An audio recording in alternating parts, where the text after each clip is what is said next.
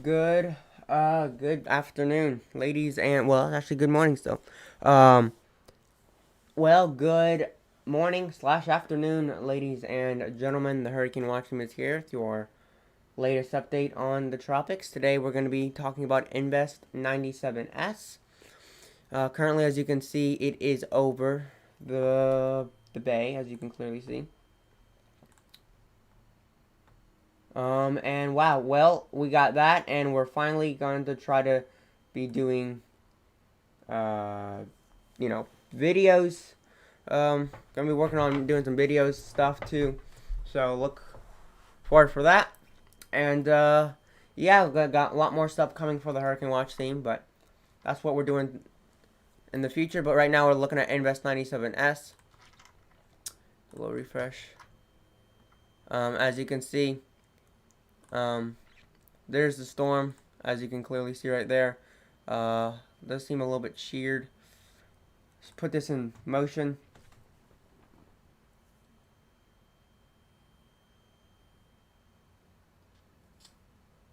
Did the form went to the stream?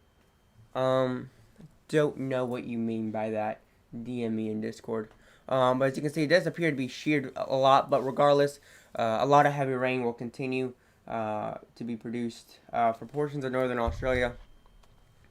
And that's going to be bad because that's going to bring flooding, lots of flash flooding for portions of northern Australia.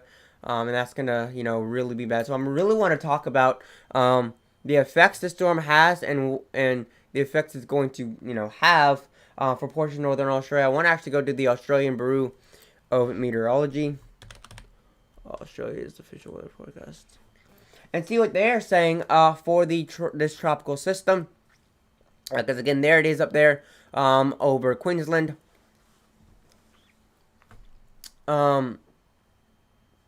Let's see. I want to look at. Oh wow! It's not. I don't want satellite. I want. I know it's in here. Cyclones. There you go. No current cyclones. Well, it's technically not classified as a cyclone, I guess, but it is an area of low pressure making its approach to Queensland. I do want to take a look at the radar and talk about the flooding. What I'm going to click on. It actually might. Oh, hold up.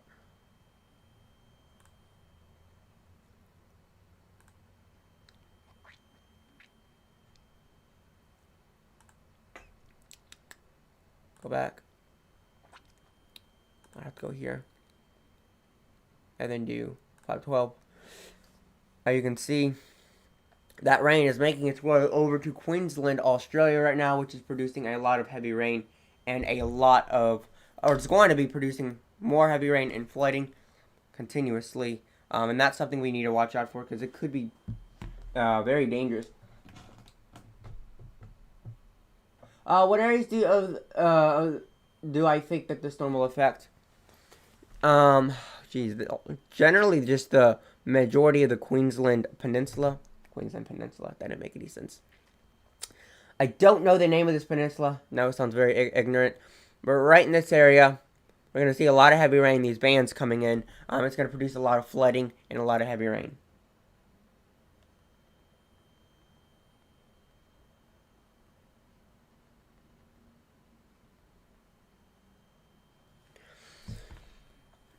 So, yes, Northern Australia. And clearly you can see there is some rain here. I do want to look at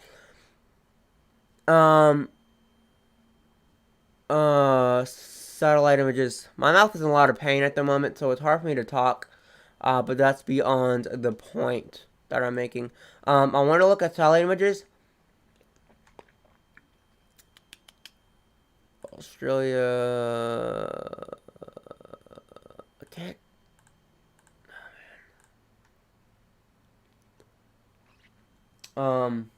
Yeah, it is Northern Australia. I want to take a look at Northern Australia. Yeah, lots of convection, as you can see. So I'm going to go back to here and just sort of talk about what we're looking at here. Thank you. Other formation over the other formation. Well, something I want to point out does appear to be sheared.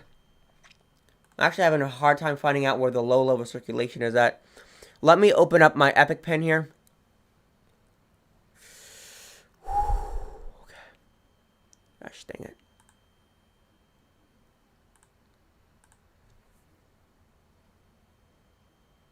Thank you. Thank y'all.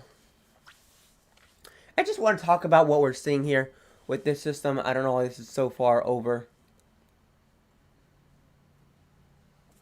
Oh, it's taking forever. Where is that at? Sorry, this is being a little bit slow at the moment.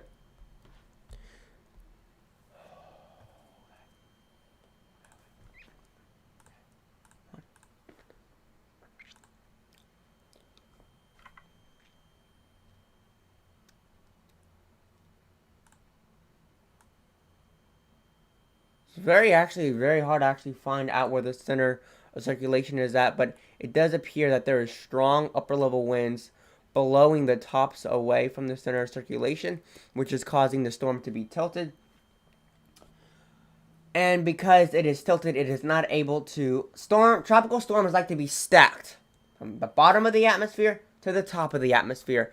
And when you have wind shear coming across like this is called vertical wind shear. When you have vertical wind shear, it tips over that storm. And so it's leaning over. and it's not able to produce a lot of convection. It's still able to produce convection. It is not able to produce, it's not able to stand straight up. And because it's not able to stand straight up, it's not as strong. It's weaker. But still, even heavily sheared systems can produce a lot of heavy rain. Hurricane Nicholas in 2021 produced a huge amount of rain over portions of south central and southeast Texas. It was incredibly sheared. You can literally see the exposed low-level circulation in Hurricane Nicholas. And so, even though the storm is very sheared, it is still got a lot of convection, as you can clearly see in this region. So that is something I'm looking at right now. A very heavily sheared system.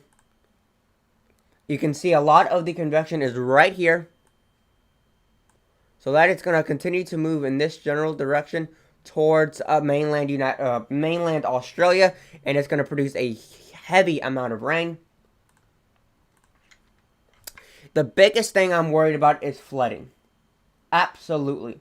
Flooding is the biggest thing I'm worried about with this system. This is not going to be a wind event. This is going to be a flood event. Okay? This kind of gives you an idea of what we're looking at in terms of moisture. This is where the majority of the convection's at. There's a lot of moisture. This is essentially the Nicholas of Australia. It's not a hurricane. It's not even a depression. But this is a heavily sheared system. But there's a lot of convection, which is showing there's a lot of rising motion in the atmosphere. When you have a lot of rising motion in the atmosphere, you get a lot more convection, a lot more thunderstorm activity. Even though it is sheared, you still get a lot of rising motion, a lot of thunderstorm activity, which essentially just means that this is going to produce a lot of moisture, a lot of rain, and a lot of flooding.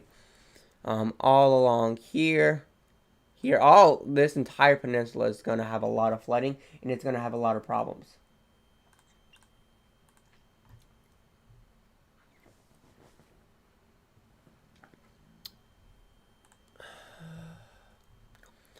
Lots of convection. Clearly, you can clearly see a lot of the convection. I do want to look at the models.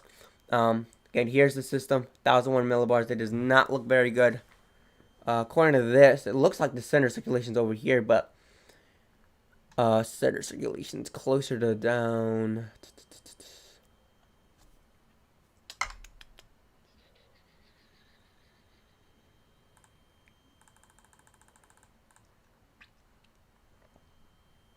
Center circulation, I think, is probably somewhere like here. So you can clearly see, almost looks like the wind is just kind of coming against like this. I can draw a darn arrow. Jeez Louise. Coming across like this. That is what we're seeing with the wind shear.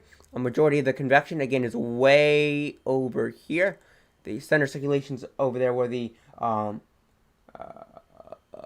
pink L is at. So this is heavily sheared, but heavily going to produce a lot of flooding and a lot of rain. I want to look at the models.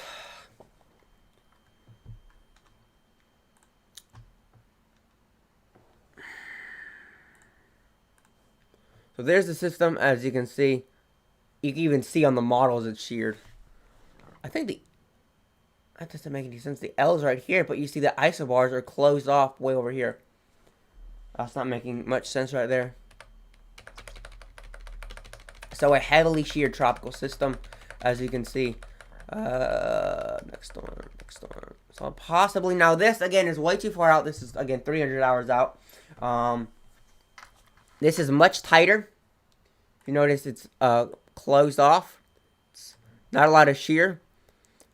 Lots of moisture around it. Lots of heavy rain. 988 millibars. Tells me there's low shear. Low amounts of dry air.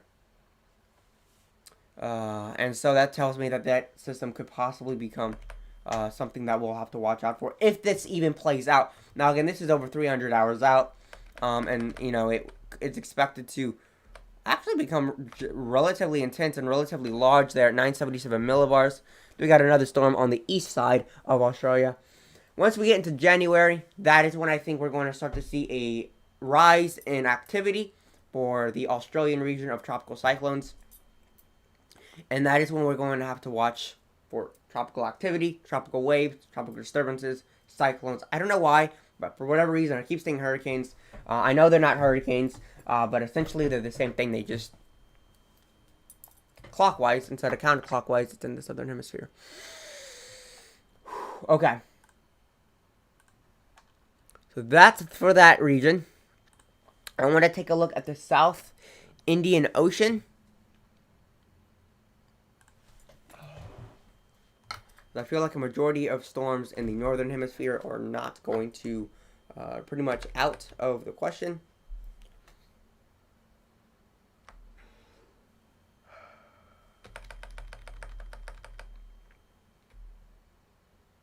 So majority of storms, again, majority of the storms are going to begin to develop in January. Right now, we got to watch out for that. Biggest problem right now is going to be the flooding. I like to keep these streams short, especially right now because I'm not very in a comfortable position. I'm going to keep these streams short for right now. Short and simple. You can feel free to, if you want to become a member of the Hurricane Watch team, we have a Discord.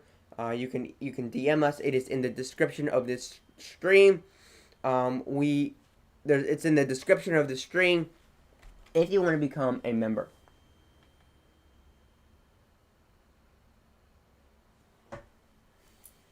What do you mean a South Atlantic storm? There's a storm in the South Atlantic.